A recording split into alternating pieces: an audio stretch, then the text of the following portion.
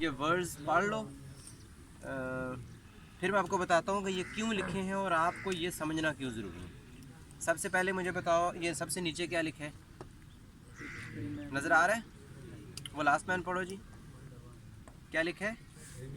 Remembering. Remembering, ठीक है ना, इसका मानी होता है याद रखना। उसके बाद आगे क्या लिखा हुआ है? अंडरस्टैंडिंग। अंडरस्टैंडिंग को ज़रा इसका उर्दू में मीनिंग हम लेते हैं, कुछ चीज़ समझना, यही होता है ना मीनिंग। yes, उसके बाद आगे क्या लिखा हुआ है? अप्लाइंग। क्या लिखा हुआ है?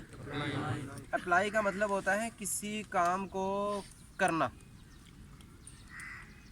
पहले बात को देखो, अब ज़रा समझते चले जाओ कि जो कुछ आप सबक पढ़ते हो रोज़ाना, अभी आपका ये टास्क है कि हमने आपको कुछ स्टोरीज़ वगैरह दी हुई, उसी पे काम हो रहा है। पहले वर्ड्स देख लो, फिर बाद में बात करते हैं। उसके बाद आगे लिखा हुआ है एनालाइज। एनालाइज को उर्दू में ज़रा मानी लेते हैं हम, किसी चीज़ का ना तज्जिया करना, एनालाइज करना। कहते हैं यार तुम इसे एनालाइज तो करो। ऊपर क्या लिखा हुआ है सेकंड लास्ट? इवेल्युएटिंग। क्या लिखा हुआ है? इवेल्युएटिंग का मतलब यही होता है ज़रा किसी चीज़ का जायज़ा लेना, तहकीक करना। चलें, जिस तरह भी आप इसका मीनिंग समझते हो। अब जब इसको हम अप्लाई करेंगे ना, फिर आपको समझ आ जाएगी कि एवेल्यूएशन का मतलब होता क्या। और एंड पे क्या लिखा हुआ है? क्रिएटिंग। क्रिएटिंग का मानी क्या समझते हो आप? कहते हैं फलां बंदे ने कुछ अल्लाह ने ये दुनिया क्रिएट की है, बनाई है, तख्लीक की है। अब इनकी उर्दू का मानी समझ आ गई। अब मसला ये है कि अभी जो आपके पेपर्स होने जा रहे हैं ना, फाइनल एग्ज़ाम जो होने, बदकिस्मती ये है कि हमारा जितना भी सिलेबस है ना, जो हम पढ़ते हैं वो हम रट्टा लगाते हैं, रट्टा लगा के पेपर में लिखाते हैं और हमारे पूरे के पूरे नंबर आ जाते हैं। अभी स्कीम चेंज की गई है कि बच्चों को इस तरीके से पढ़ाना है कि वो सिर्फ रट्टा लगा के चीज़ों को याद करके पेपर में लिख के पूरे नंबर ना लें, बल्कि उन्हें बात की समझ भी हो कि हमने जो कुछ पढ़ा हुआ है इसका मकसद क्या है। अब 70 नंबर हुआ करेंगे 70% आपके बुक्स में से, और 30% हुआ करेंगे, चलें जी वो सिलसिला शुरू हो गया, और 30% नंबर हुआ करेंगे आपकी अंडरस्टैंडिंग की, आपकी समझ की, कि आपके कॉन्सेप्ट क्लियर होने चाहिए। इसलिए ये मैंने चार्ट बनाया है कि आपको पता हो कि हम जो कुछ भी पढ़ते हैं उसका हमारे ऊपर हम किस लेवल पे हैं। ये बात बड़ी ही दिलचस्प है। ये मैं इसलिए छोटी सी वीडियो बना लेता हूँ कि हमारे पास ये चीज़ें जो है ना, ये बार बार वो बातें रिपीट नहीं होने होती, तो हम उसे देख सकें। अच्छा, आप अपने ऊपर अभी लेके आओ, सबसे पहले आपने कौन सी स्टोरी पढ़ी है जब से आप फर्स्ट ईयर में आए हो? सबसे पहले कौन सा सबक पढ़ा था? Button button. Button button. तो किसी को याद है वो सारा कुछ, उसमें क्या कुछ होता है? आपने उसके क्वेश्चंस पढ़े थे, कुछ रीडिंग की थी। जब आपने फर्स्ट टाइम देखा उसे बटन बटन, आपके जहन में आ रहा था अल्लाह जाने ये वाला बटन है या बटन वो जो खाने वाला है वो है। लेकिन जब आपने उसे पढ़ा तो आपको वो स्टोरी सारी की सारी रिमेंबर हो गई। तो जिन बच्चों ने उसे रिमेंबर कर लिया ना, याद कर लिया, अब अगर मैं आपसे पूछता हूँ मुझे स्टोरी सुनाओ, कुछ बच्चे सुना देते हैं, इसका मतलब है कि वो पहला उन्होंने टारगेट अचीव कर लिया। देखो कोई भी जब हम काम करते हैं ना, पहली दफ़ा काम करते हैं, तो हम उसी चीज़ को याद कर, ये मेरे हाथ में क्या है? मार्कर। मार्कर। आपने ज़्यादा जल्दी बोल लिया क्योंकि आपने इसे रिमेंबर किया होगा। सिर्फ याद कर लेना ही काफ़ी नहीं होता। अब ज़रा उससे आगे चलो, उससे ऊपर लेवल कौन सा लिखा हुआ है? अंडरस्टैंडिंग। चीज़ों को याद करने के बाद उन्हें अंडरस्टैंड करना भी ये एक मार्कर है। तो इसका काम क्या है? तो जब आपको इसका काम पता चल जाएगा भी, इसे हम खोल के इससे लिख सकते हैं, तो अब आपको इस मार्कर की ज़्यादा समझ, ये भूलने वाली चीज़ नहीं होगी, क्योंकि अब आपको पता होगा कि ये अंडरस्टैंड कर लिया कि ये मार्कर लिखने के लिए। इसी तरह आपने एक स्टोरी जो है वो तैयार की थी बटन बटन, उसमें आपने करैक्टर्स पढ़े, उसका थीम पढ़ा, सारे के सारा, फिर आपने उसे अंडरस्टैंड किया कि इसका भी मकसद क्या है स्टोरी लिखने का।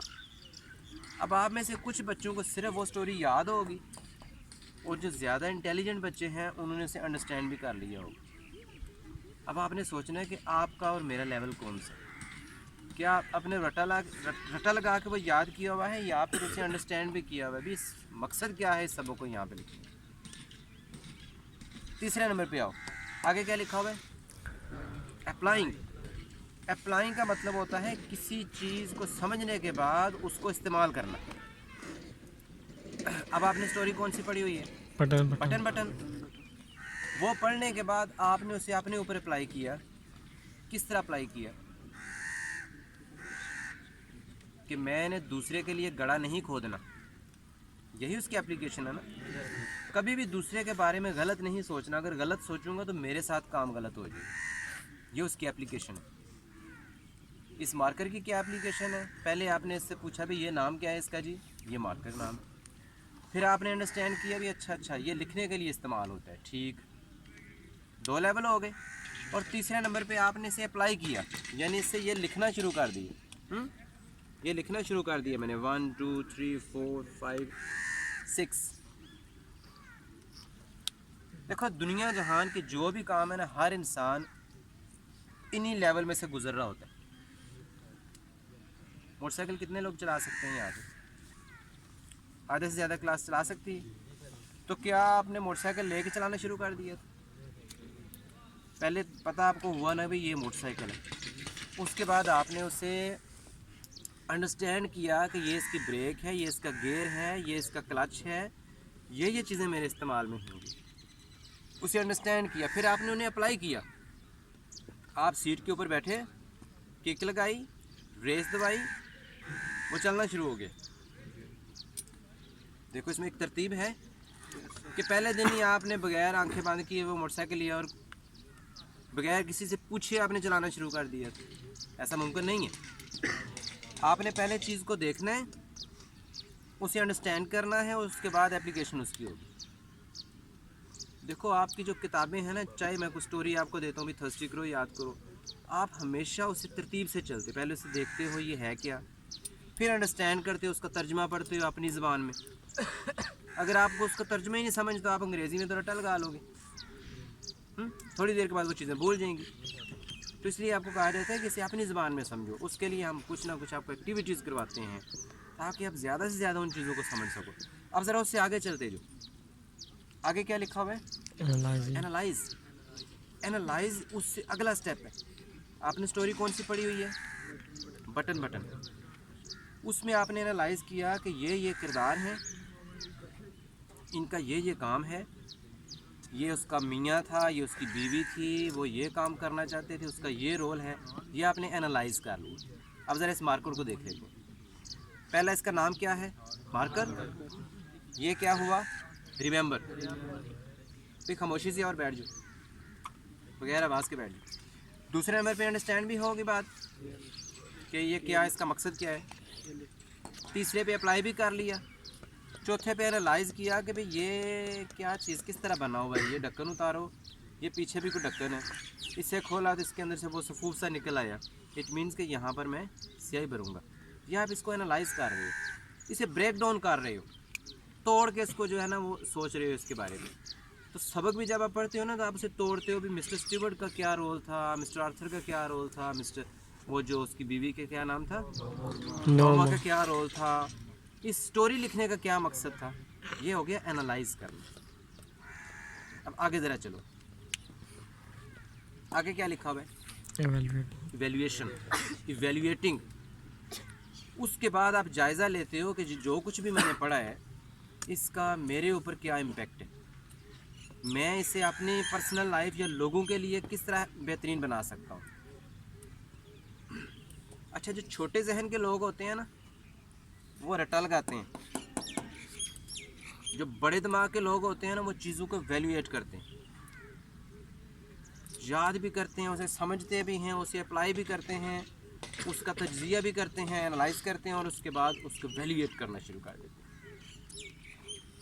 याद रखना, जो बड़े लोग होते हैं ना, जो बड़े फैसले करते हैं, उनका दिमाग इस लेवल का होता है, इवैल्यूएटिंग लेवल का।